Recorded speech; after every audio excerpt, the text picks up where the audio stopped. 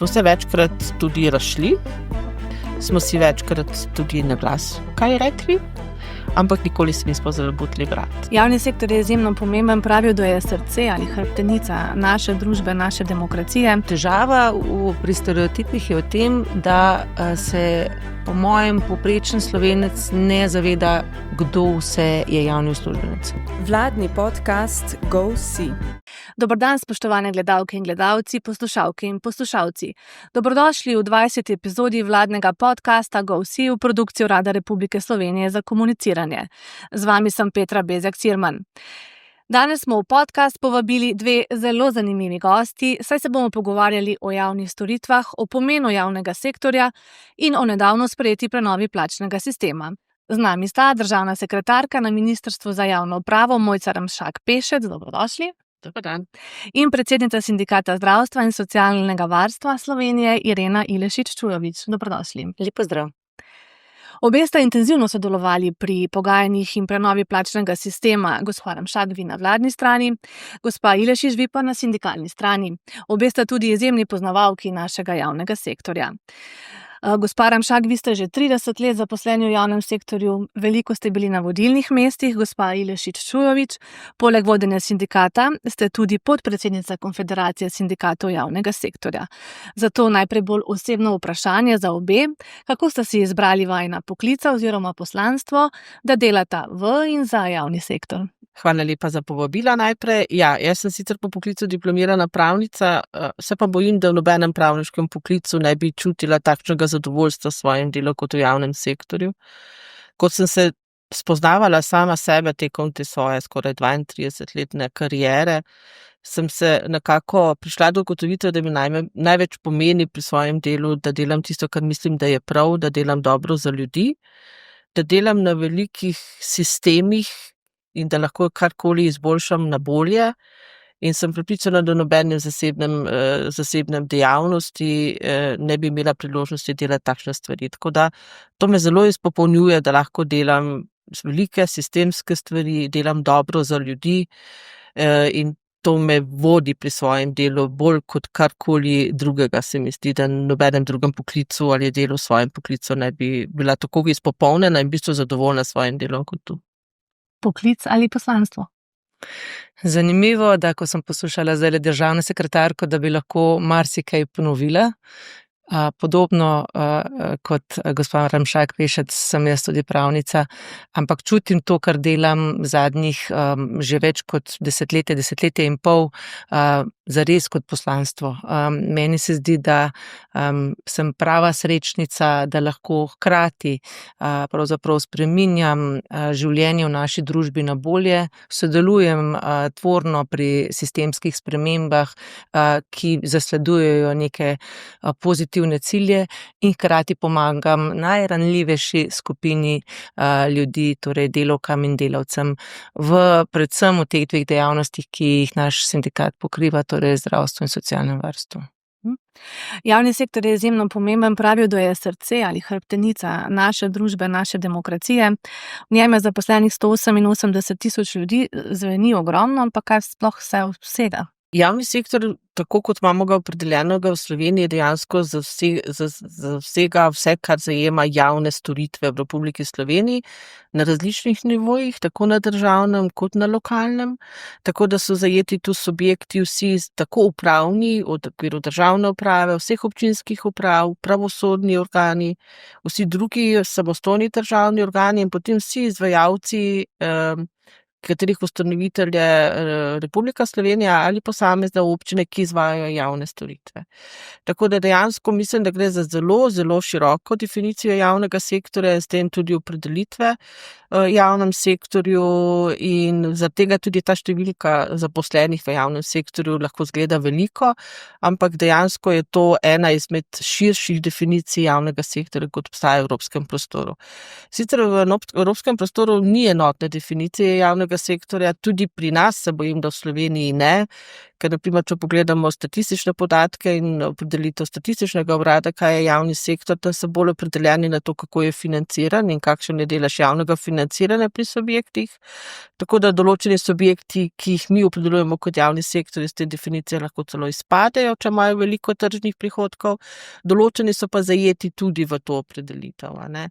Tako da glede na obseg dejavnosti, število subjektov, ki so vključeni, gre res za zagotovo največjega delodajalca v Republiki Sloveniji, tudi če zajamemo tudi samo ta del, ožji del upravni, gre res za velikega delodajalca, veliko število ljudi in tudi velik sistem, katerega imamo pač možnost, priložnost in odgovornost upravljati potem, a ne. Ampak v tem ožjem smislu državne uprave pa okrog 20.000, a ne? Če pogledamo samo civilni del, ta upravni del, ja, če pa pogledamo, da v okvir državne uprave prištejemo še vojsko in policijo, jih je pa čez 35.000. Gospa Ilešič Čujovič, že sami ste omenili, da ste predstavnica sindikata tistih poklicev, ki skrbijo za najbolj ranljive v naši družbi. Kakšno je vaše poslanstvo vaših zaposlenih v javnem sektorju? Ja, pokrivajo dva izjemno pomembna družbena podsistema. Brez njiju seveda ni osnovnega zdravja ljudi, ni tega socialnega čuta, ki ga zasledujejo v celotnem socialnem varstvu.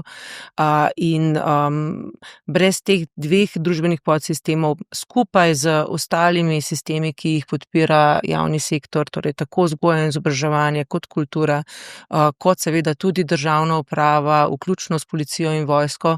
Brez tega si v resnici ni moč zamisliti tega, kako bi v tej naši državi živeli. To tudi zasleduje Konfederacija sindikatov javnega sektorja, katere podpredsednica sem in ki združuje 8 pomembnih velikih sindikatov v javnem sektorju. Malo pozneje bomo govorili nekaj o stereotipih v javnem sektorju, bomo pa zdaj nekaj pozitivnega izpostavili in sicer nekaj, kar razbija te stereotipe. Raziskava o zadovoljstvu z nekaterimi javnimi storitvami ob določenih prelomnicah v življenju, ki jo je med oktobrom in novembrom lani med 10 evropskimi državami izvedel OECD, Organizacija za gospodarsko sodelovanje in razvoj, je pokazala, da so slovenski uporabniki z njimi zadovoljni in dobijo, kar pričakujejo. Povprečno zadovoljstvo s storitvami znaša 70%, v Sloveniji pa 75%. Kako komentirate ta rezultat? Če pogledamo storitve, ki jih je ta raziskava zajela, gre glavno za storitve upravne, se pravi, kot državljani urejajo posamezne svoje upravne postopke, osebne dokumente, upokojevanje, gradbena dovoljenja, razne listine, ki jih potrebujejo za urejanje svojega statusa. In jaz mislim, da je tak odziv dejansko rezultat realnega stanja, ker če pogledamo postopke, ki se odvijajo na primer v upravnih enotah, so v zadnjih letih postali veliko bolj prijazni, tudi samo delovanje upravnih enot prijazno, tako da mislim, da gre za zaslužene rezultate in da so objektivni, no. Ja, jaz mislim, da živimo v urejeni državi, da je to treba poudariti. Zagotovo je vedno in povsod prostor za izboljševanje na vseh ravneh, ampak zavedati se, da ni vse slabo in da ni treba vsak dan vsega postaviti na kocko ali pa pod vprašaj. To v resnici kaže tudi ta raziskava, večkrat bi si morali to povedati. Zdaj pa na stereotipe oziroma mite, ki bi jih morali razbiti. Javni sektor naj bi imeli varne službe, dobro plačane, pa še ne delamo veliko. Hkrati pa si verjetno težko predstavljamo, da vse te storitve, ki jih izvajamo v javnem sektorju, da bi bile tržno naravnane in dobičkonosne. Zakaj se vam zdi pomemben javni sektor v Sloveniji? Brez javnega sektorja ne samo v Sloveniji, v katerikoli države ni. Jaz mislim, da je to eden, oziroma ne prepričana sem, eden bistvenih elementov vsake države. Zdaj, kar se tiče stereotipa dela v javnem sektorju, gre, bom jaz rekla, lahko za škodljiv in celo žaljiv stereotip do zaposlenih javnih uslužbencev, ker gre za izredno široko paleto nalog, izredno odgovornih, ker tu v bistvu ustvarjamo sisteme, katerih uporabniki so naši državljani, se pravi, s tem posredno in neposredno skrbimo za svoje državljane in gre tudi za zahtevno delo in tudi privlačno za mlade, vkolikor jim ta način dela ustreza. Ker namreč tu take širine, ki je lahko v javnem sektorju dosežeš, jaz lahko rečem za upravni del, ker delam same, mislim, da nobeno zasebno podjetje te take široke palete, možnosti različnih del, vstopanja v različne situacije, dela z različnimi deležniki, mislim, da malo katero zasebno podjetje te tako širino in tako možnost daje.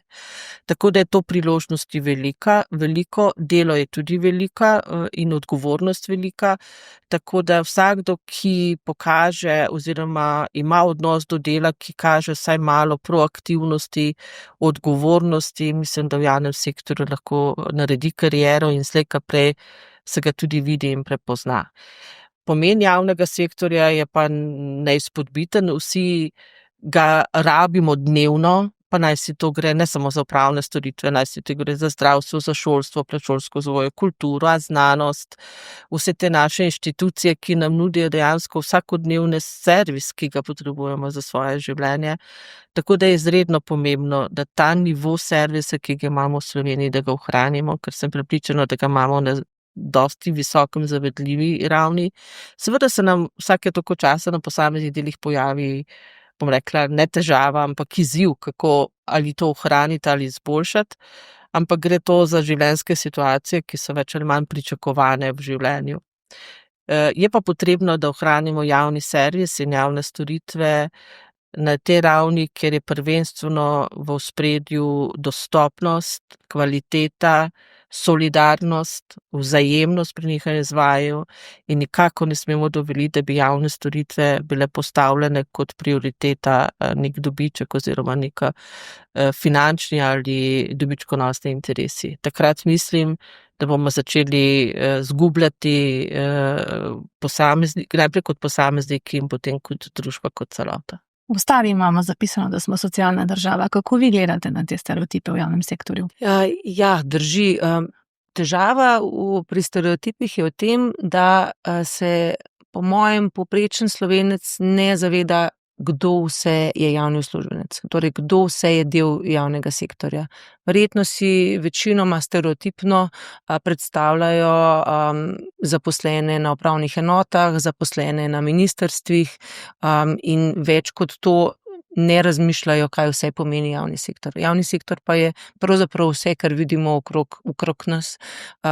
Vrtci, šole, srednje šole, univerza, kultura v celoti, operni pevci, igralci. Če samo nekaj poklicev naštejem, da ne nadaljujem še s policijo in vojsko, ki zagotavljata varnost v naši državi, in seveda lahko zaključim z znanstveniki, z raziskovalci in ne nazadnje seveda vsemi zaposlenimi v zdravstvu, vključno zdravniki, ostalimi zdravstvenimi delavci in zaposlenimi v socialnem varstvu, na centrih za socialno delo, v domovih starejših občanov, posebnih socialno-varstvenih zavodih in ostalih socialnih zavodih. Tako da kamorkoli se pravzaprav okrog sebe obrneš, zagledaš javnega uslužbenca, pa se morda temu niti ne posveča toliko pozornosti. In ko pripelješ otroka, na primer v vrtec in ga sprejmeta vzgojiteljica in pomočnica vzgojiteljice, seveda ne pomisliš najprej, da so to javni uslužbenki, pa sta. In verjetno takrat ne pomisliš, da nič ne delata in da imata varno zaposlitev in visoko plačo. Tudi to ne bi bilo resnično, ker plače seveda varirajo in bi bil ta stereotip zelo napačen. Tako da bolj bi se morali zavedati, pa dokler je raven storitev javnega servisa, javnega sektorja na visoki ravni, kar jaz verjamem, da je v tem trenutku, se tega ne zavedamo toliko, če pa bi, in upam, da nikdar ne bo prišlo do tega, to začeli izgubljati, takrat bi se zavedali, samo takrat bi bilo prepozno. Raven storitev in raven javnega sektorja je treba obdržati, sicer je ta proces razpadanja, če bi zelo tako katastrofično rekla, se bojim, da irreversibilen, torej se ne da iti nazaj. Marsikateri tujec, ki pride k nam, je presenečen. Hitro dobi recimo, na upravni enoti neke dokumente ali pa, zdravstvena oskrba ne bankrotira, če gre k zdravniku. To so vse te prednosti, o katerih se zelo malo govori, ne? Drži. Se pravi, nekaj, kar vzameš kot samoumevno, je nekaj, s čimer si se rodil, to, da navsezadnje je porod brezplačen v drugih državah, ni nekaj samoumevnega, ampak mi smo se s tem rodili in živimo v tej državi praviloma že dlje časa in zato jemlješ to kot nekaj jasno, samoumevnega in temu ne posvečaš preveč pozornosti. Ampak v resnici mi, ki se ukvarjamo s sistemom, vemo, da to ni samoumevno. Tisti, ki bolje poznajo primerjalne sisteme v tujini, vedo, da je pač to nekaj, kar se je treba priboriti in seveda se tudi zelo boriti, da se ohrani. In to delamo. Po več letih je ta vlada uspela prenoviti plačni sektor, plačni sistem, še nekateri drugi zakonski akti se zdaj spreminjajo.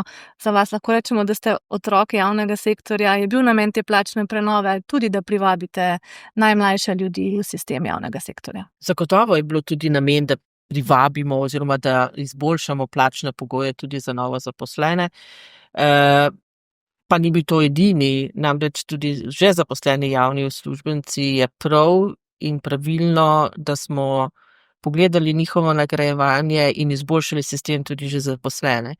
Seveda je pa tudi javni sektor konkurent na trgu delovne sile, ker je ta trg zelo zahteven, delodajalci se zelo konkurirajo in enostavno ne samo zaradi tega dejstva, ampak že več let prej se je pokazalo tudi ta potreba, da naredimo javni sektor tudi skozi plačni sistem bolj privlačen za nove zaposlitve.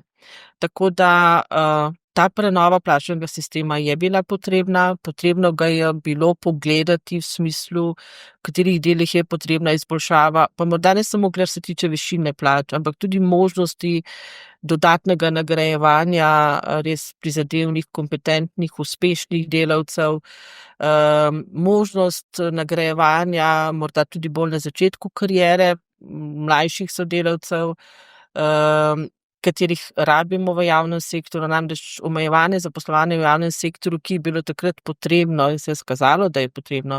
Seveda je vprašanje, ali je bilo to omejevanje časovno predolgo morda, ampak v tistem času se je pokazalo, da je pač bila javna finančna situacija takšna, da je bilo potrebno omejiti število ljudi v javnem sektorju, je povzročilo nek kadrovsko vrzel in tudi neko starostno strukturo, ki bo potrebno, da je nekako spremenimo in izboljšamo tudi z mlajšimi sodelavci, tudi z nekimi novimi pogledi na delo, ki je z novo energijo, ki mlajši sodelavci dajo.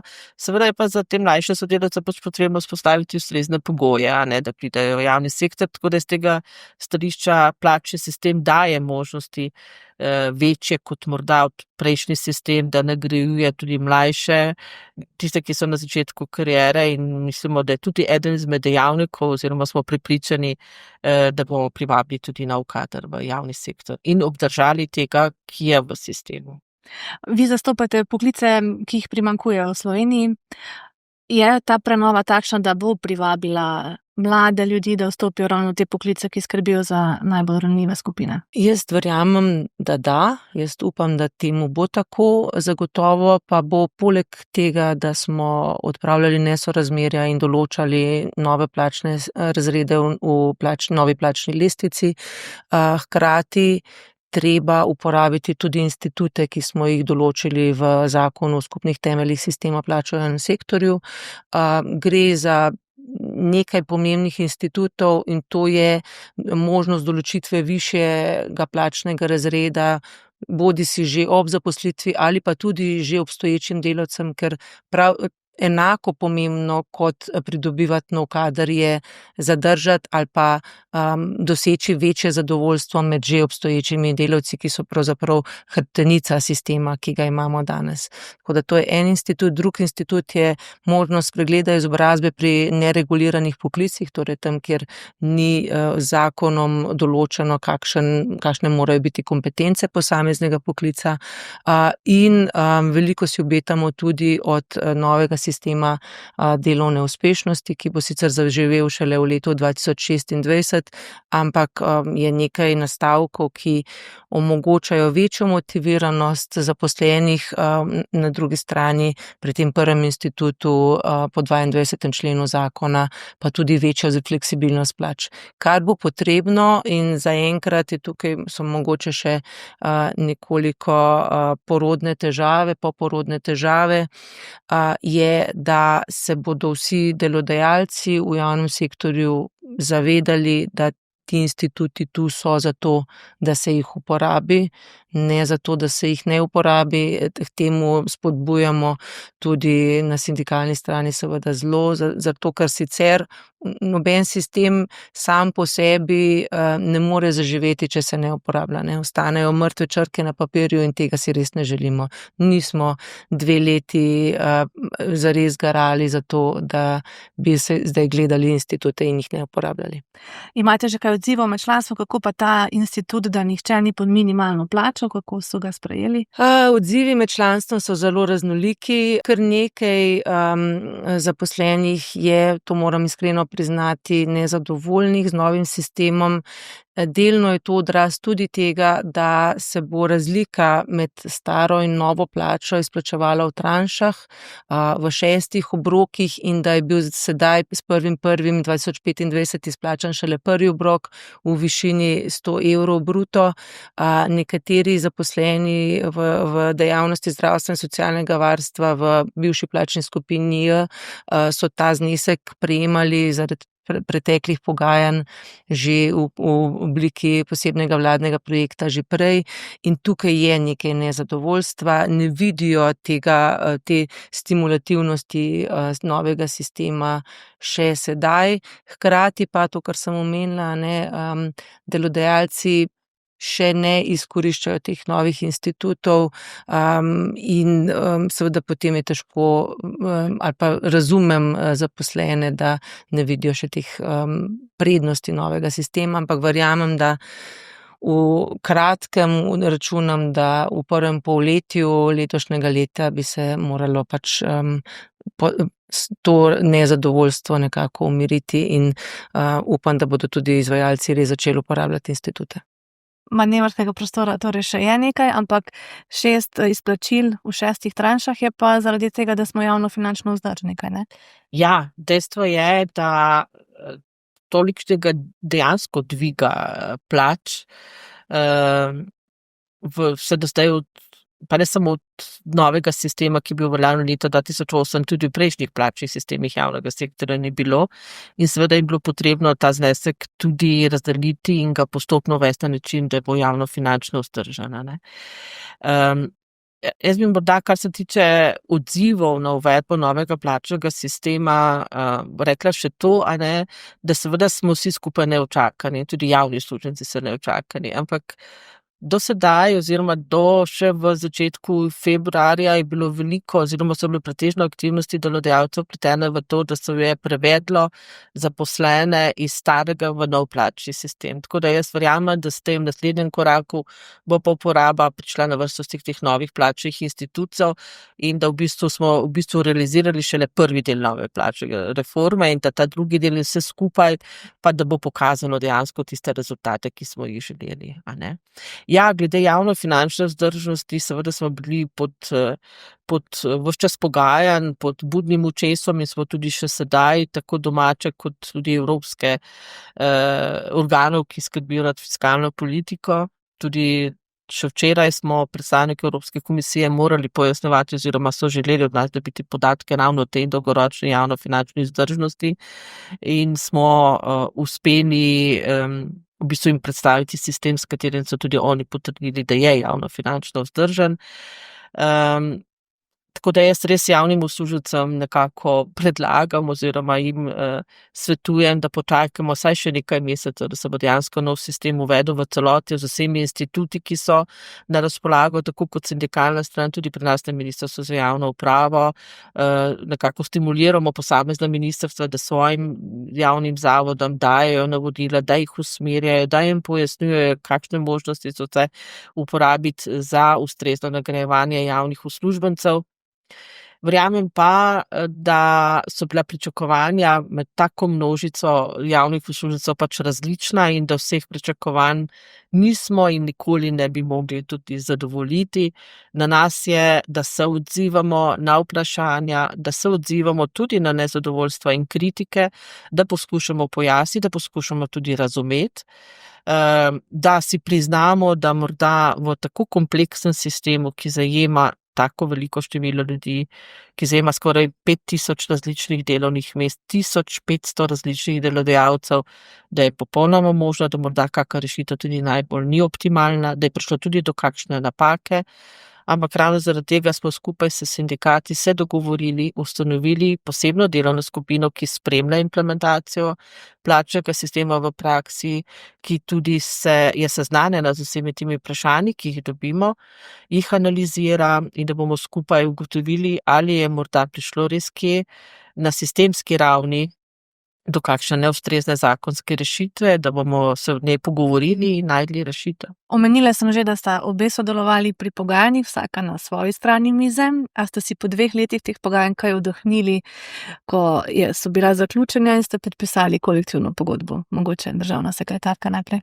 Seveda sem se vdihnila, predvsem dejansko sem bila vesela, da smo zadevo pripeljali do konca, ampak ne zato, da bi si pripenjala kakršnekoli zasluge za kako veliko zadevo, ampak predvsem zato, ker mislim, da so si javni uslužbenci zaslužili, da smo se to dogovorili. In najslabše bi bilo, da se dogovorili ne bi nič in da bi pustili stanje tako, kot je. Sem pa ves čas pogajanj, tudi sindikalno stran, večkrat opozorila, da dajmo se držati neke časovnice, ker to, kar smo se dogovorili, treba spraviti tudi v življenje.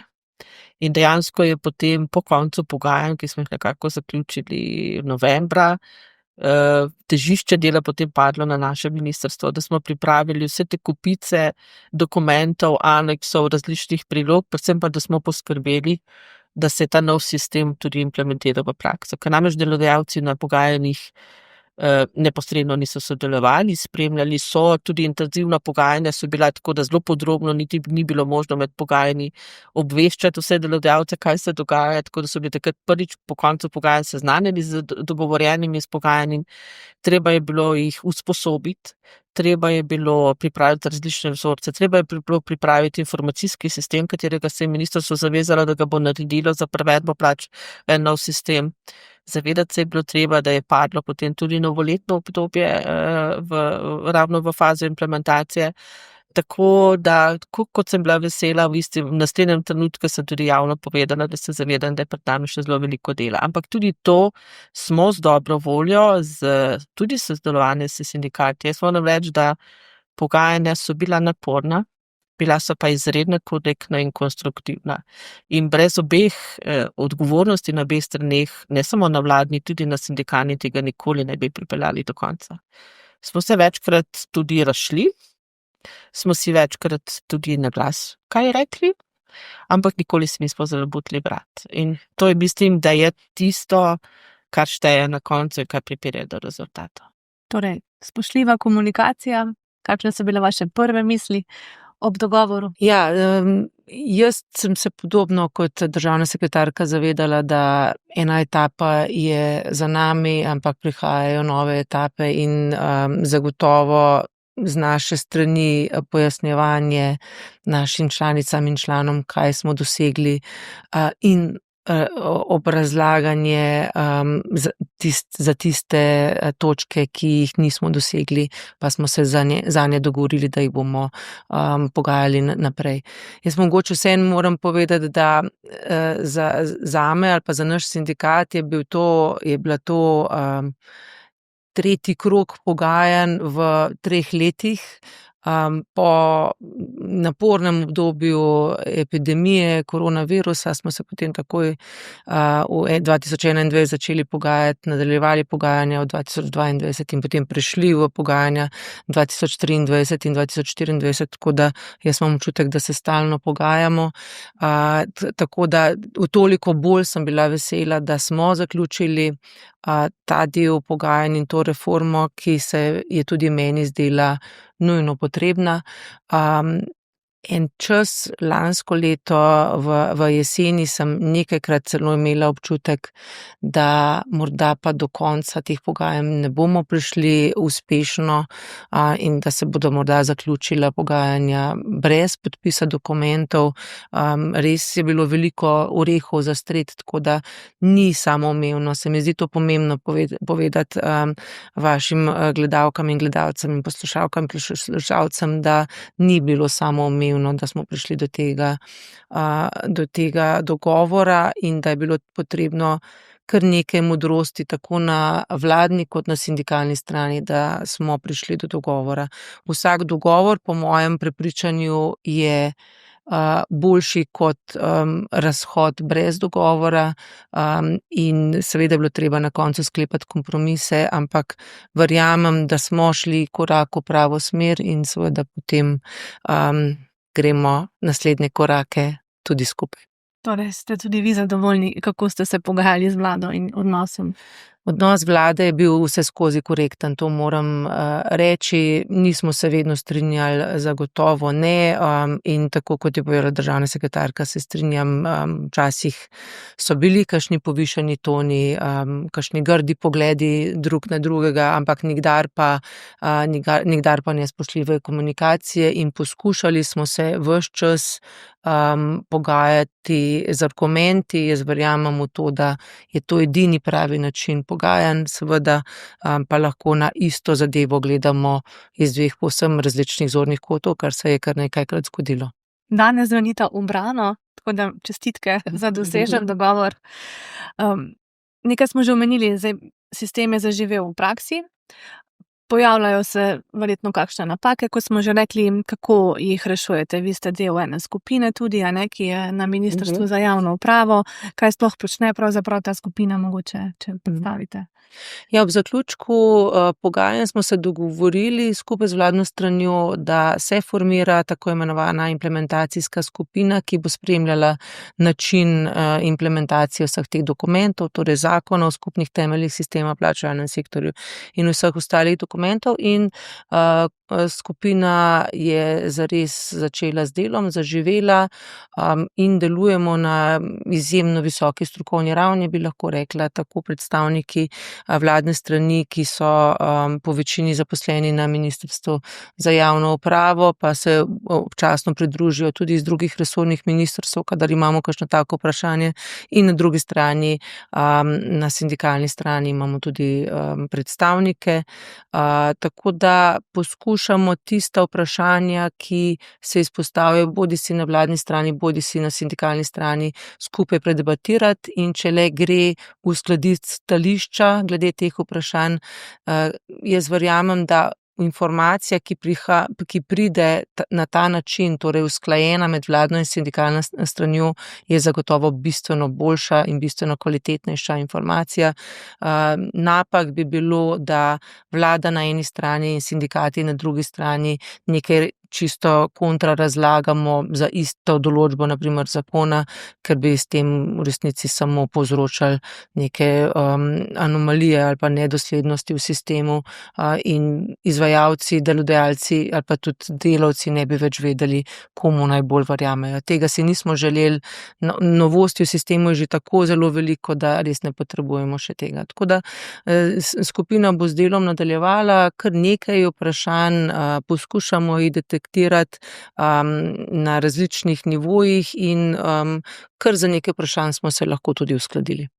Je pa to povsem strokovna skupina, ne? Ja, ta skupina deluje predvsem strokovno, kot kolegica že omenila, gre za skupno vladno delodajalsko sindikalno tolmačenje posameznih odprtih vprašanj oziroma ne morda čisto jasnih določb oziroma odgovora na vprašanja, ki se pojavljajo pri delodajalcih ali tudi pred javnimi uslužbenci.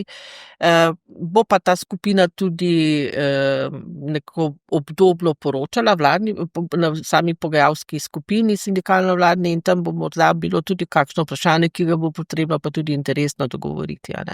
Tako da ta skupina je strokovna, ni interesna na pogajanjih, ki jih bomo, jaz pričakujem konec meseca ali začetku naslednjega meseca ponovno odprli, bomo pa obravnavali tudi posamezna vprašanja, ki zahtevajo interesno rešitev oziroma dogovor o potrebnih rešitvah. Tudi mi smo zbrali prek družbenih omrežij nekaj vprašanj iz javnega sektorja in bi prosila za odgovore. In sicer nekaj vprašanj smo prejeli na temo napredovanj. Tisti, ki naj bi menda v tem letu po prejšnjem sistemu napredoval za 2 plačna razreda, bo samo za enega in kot trdijo, namesto 8% višje plače prejel zgolj 3% več. Ja, to vprašanje oziroma ta očitek morda o neustrezni rešitvi se je že pojavljal, je že prišel tudi do našega ministrstva, vendar dejstvo je, sistem napredovanja je v novem sistemu prenovljen, ampak ni pa samo sistem napredovanja prenovljen, tako da ni možno gledati samo en delček novega plačnega sistema.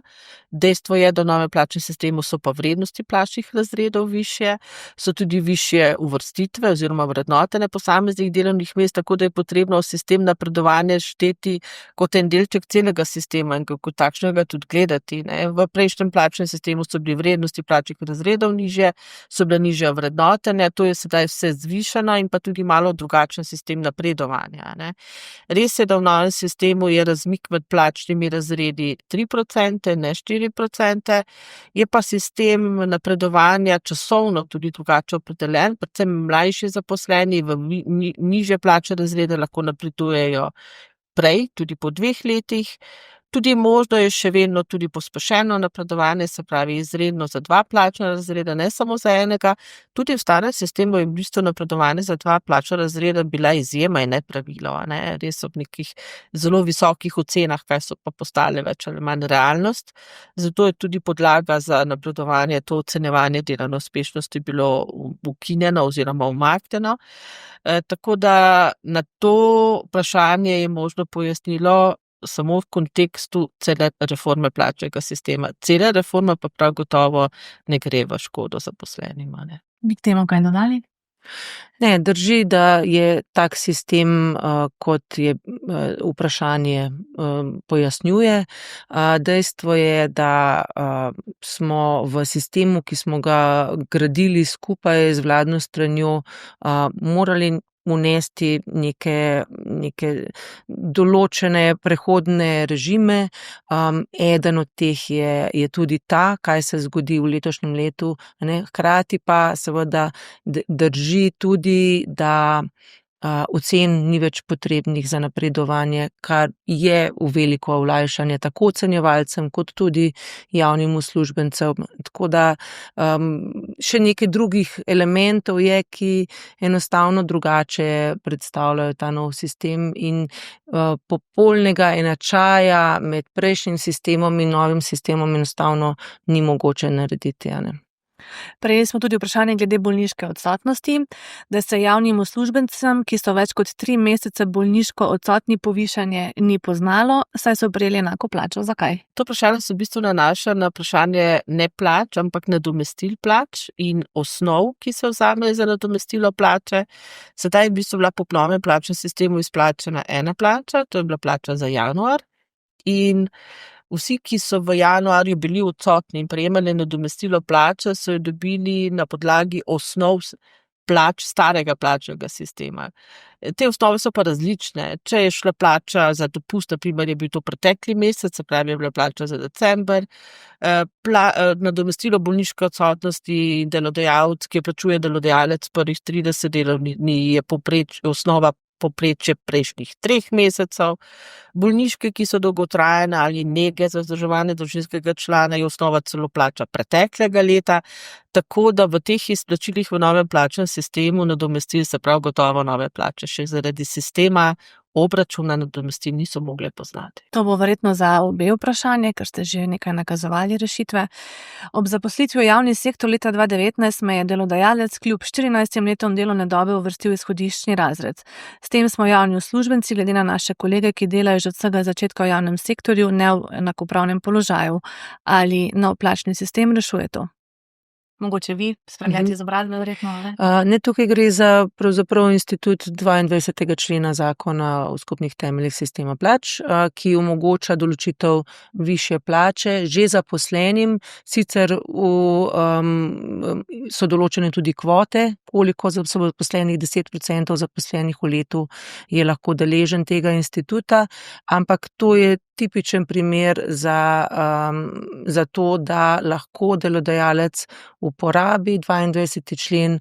Potrebno je sicer soglasje resorno pristojnega ministrstva, ampak z obrazloženo vlogo na to temo jaz mislim, da ne bi smeli biti težav pri izdajanju soglasij. S takšnimi novostmi tudi lahko zdaj zasebnega sektorja lažje prehajajo v javni sektor, ne?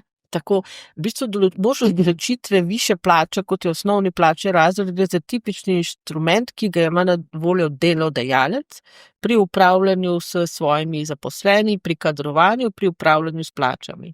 Če se delodajalec v konkretnem primeru, verjetno šlo še za star plačni sistem ali pa novi, ni odločil, da bi posameznega novo zaposlenega uvrstil v višji plačni razred, kot je osnovil, in upošteval neke že pridobljene izkušnje na prejšnjih delovnih mestih, je zelo verjetno šlo za neke delovne izkušnje, za katere je delodajalec presodil, da niso primerljive s tem delom, ki ga bo sedaj opravljal, ne. V novem sistemu je ta možnost v bistvu priznavanja in uvrščanja v višje plačne razrede za nove zaposlene še bolj olajšana kot v starem, ker lahko delodajalec glede na delovne izkušnje, ki jih ima posameznik iz zasebnega sektorja, in če bi bil v javnem sektorju, da bi s tovrstnimi delovnimi izkušnjami že napredoval, celo brez soglasja uvrsti v tak plačni razred, kot bi ga s tem delom dosegel v javnem sektorju. Lahko ga uvrsti in v najvišji možni plačni razred, če ima dosti delovne izkušnje, ga v nižjega. Se pravi, tiste drug korak v prakso novega plačnega sistema so v bistvu instrumenti, ki jih ima na voljo delodajalec, da dejansko tudi skozi določene plač upravlja s kadri. To seveda v delodajalcev pomeni, da bojo morali narediti in voditi tudi pregled ne samo nad številom zaposlenih, ampak tudi nad njihovimi plačami, in s posameznimi inštrumenti bodo lahko tudi ustrezno uravnavali te plače, nagrajevali, primerjali, seveda tudi novo zaposlenega umestili v nek svoj plačni model in plačne odnose, ki jih imajo že med zaposlenimi, tako da daje možnost delodajalcem. Jaz upam, da bodo delodajalci to možnost izkoristili. Do sedaj je bila kritika prejšnjega sistema tudi v tej smeri, da je preveč tog, preveč formalističen, da delodajalcem v bistvu niti ne daje veliko manevrskega prostora, da bi s tem sistemom upravljali. Sedaj delodajalci to možnost imajo. Mi jih bomo, kot smo rekli, tudi sindikalna stran, opozarjali na te nove institute, jih bomo z njimi si soočali, zdaj, ko smo prevedbo končali, še več energije in pozornosti smerili v ta del, in jaz upam, da delodajalci bodo te inštrumente uporabljali. Je pa seveda res, da istočasno z možnostjo, ki jo imajo delodajalci s tem prevzemajo tudi odgovornost. In jaz upam, da so jo pripravljeni prevzeti. Jaz sem že omenila sama spregled izobrazbe. Prejšnji sistem je bil naravnan tako izobrazba ali pa nič. Kaj pa zdaj ta institut spregleda izobrazbe, če ga prav imenujem, prinaša? Ja, ta institut prinaša v bistvu pomen delovnih izkušenj oziroma dejansko nekih pridobljenih izkušenj z delom poleg izobrazbe. Torej ni zgolj izobrazba tista, ki pomeni kompetentno delo, ampak lahko pomeni kompetentno delo tudi delo na podlagi že pridobljenih izkušenj. To je seveda večinoma ali pa rezervirano tudi v tem plačnem zakonu za neregulirane poklice. Tam, kjer je poklic zdravnik, na primer, seveda ne moreš z izkušnjami nadomestiti izobrazbe, nikakor ne. To ni bilo nikoli mišljeno. Ampak če dam primer pomočnika kuharja, ki je leta in leta, 10, 20, 30 let delal v javnem sektorju in se z delom priučil poklica kuharja, takemu lahko delodajalec ponudi kot institut spregleda izobrazbe delovno mesto kuharja. So posebni pogoji, eni pogoji veljajo za že zaposlene v javnem sektorju, drugi pogoji veljajo za tiste, ki se bodo na novo zaposlovali najprej za določen čas, če ni nobenega drugega, ki se prijavi na razpis, pa ima pogoje za to zaposlitev, tudi izobrazbene, potem pa v končni fazi lahko tudi zaposlitev za nedoločen čas. Torej je kar omejen institut z različnimi pogoji, ker si ne želimo seveda nižanja kakovosti storitev, nikakor ne, ampak dejstvo pa je, da v javnem sektorju je veliko kompetentnih ljudi, ki pa ne izpolnjujejo pogoje izobrazbe, pa bi lahko na podlagi ustrezne pogodbe o zaposlitvi upravljali svoje delo in hkrati na drugi strani, kot ste že omenili, deficitarnost, torej poklici, nekateri so izjemno deficitarni, tudi bivše plačne skupine J, zdaj 9, kot jo zdaj rečemo, po posamezne dejavnosti. Ta spremljajoča delovna mesta so velikokrat bolje plačana v zasebnem sektorju in tukaj je nekaj prostora, torej spregled izobrazbe oziroma ta 22. člen za določitev višje plače. To je, in tukaj se strinjam, odgovornost delodajalcev zagotovo, hkrati pa je treba reči tudi, da so potrebna za to finančna sredstva. V nekaterih delih javnega sektorja je morda to bolj enostavno, v nekaterih delih javnega sektorja, kjer pa ni direktnega, neposrednega financiranja, pa malo težje. Tudi na to temo smo se pogovarjali z vladno stranjo in sklenili dogovor, da bo vlada zagotovila ustrezna finančna sredstva tudi za uveljavljanje tega plačnega sistema, drugače ne gre. Še zadnje vprašanje, bilo je zelo kompleksno, zdaj smo ga pa skrajšali in upam, da pravilno povzeli. Nekateri uslužbenci so bili umeščeni v končne plačne razrede in ne bodo mogli več napredovati, tisti, ki pa so v stari lestvici dosegli končni plačni razred, pa so bili prevedeni tudi za 3 plačne razrede više, kot je končni plačni razred novi lestvici. So zdaj javni uslužbenci v neenakopravnih položajih? Ne, jaz temu ne bi morala reči, je pa tudi to eden izmed morda kritik ali vprašanj v zvezi z novim plačnim sistemom, kaj bo s tistimi, ki so v končnih plačnih razredih. Dejstvo je, da na delovnem mestu imamo možnost napredovanja 10 plačnih razredov. To ni tako malo, to je v končni fazi kar dosti, kar pomeni, da posameznik, ki opravlja delo na svojem delovnem mestu, postopno pridobiva zdaj v tem sistemu 30% višjo plačo, v starem sistemu celo 40%. Ravno zato smo v novem sistemu možnost doseganja plač, teh končnih in višjih plačnih razredov časovno tudi raztegnili. V praksi ocenjevanja, kot je bilo v starem sistemu, so dejansko posamezniki zelo pogosto te končne razrede dosegali že po 15 letih delovne dobe. Seveda se zdaj pri njih postavlja vprašanje, kaj bo sedaj z menoj do konca. Jaz sem prepričana, da ta posameznik, vkolikor ne bi bil ocenjen na način, da bi lahko napredoval tako zelo hitro, bi tudi izkazoval nezadovoljstvo. Sem dobil nizko ceno, sedaj ne more napredovati. Se pravi, da gre to nekako malo presenetljiv odziv, zdaj sem pa te končne plačne razrede relativno hitro dosegal, kaj bo sedaj z mojo plačo. To je rezultat sistema in možnosti, ki jo je delodajalec imel, zaposleni so pa tudi pričakovali, da bodo maksimalne možnosti za napredovanje dosegali in so dosegali končne razrede. To samo pomeni, da posameznik neko višjo plačo in končno plačo, ki bi jo morda dosegal kasneje, je dosegal že prej.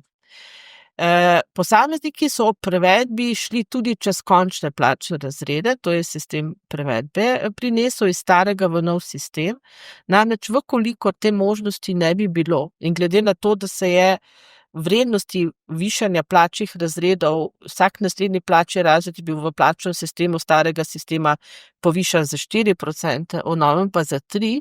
V primeru, da teh višjih plačnih razredih ne bi dopustili možnosti, da bi prevedba pomenila tudi plačne razrede čez 10, bi lahko v posameznih primerih posamezniki nominalno imeli nižjo plačo kot v starem sistemu. In je to ena izvedba tako imenovanih varovanih plač, ki smo jih v sistemu 2008 tudi poznali. Enostavno smo morali zagotoviti zaradi tega nižjega procenta rasti plač ob višjih razredih, da je možno, da je teh razredov tudi več, da smo ohranili nivo nominalnih plač, da ne bi nominalno ob istih plačnih razredih posamezniki imeli nižje plače. Ste pa že omenili tudi še valjabini del pridejo, ne? Torej se lahko tudi posameznik z dobrim delom ta del zasluži.